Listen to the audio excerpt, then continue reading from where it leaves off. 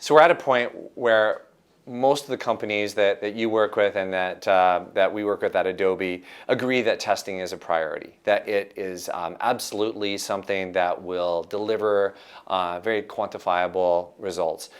But one of the questions that we hear all the time, and I'm curious to hear your answer on this, is with limited resources in terms of people and creative resources, how do you, again, back to that priority question, really determine how to put a plan into place? So limited resources is a big, big deal.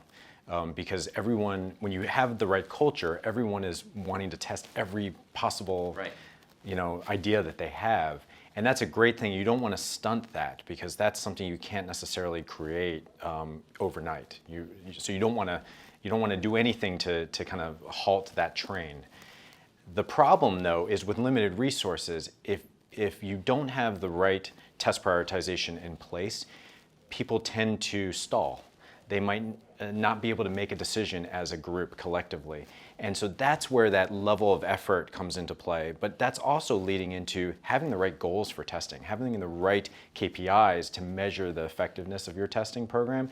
Because without building that in, if your goal is just to execute tests, you're not going to gain that momentum. You're not going to gain that ROI. So within that test prioritization process, you absolutely have to have something that deals with how quickly can you run that test based on the ratio of how quickly to what that impact will be to the business. And so that's how you solve the issue of we have tons of tests, but I have limited number of resources.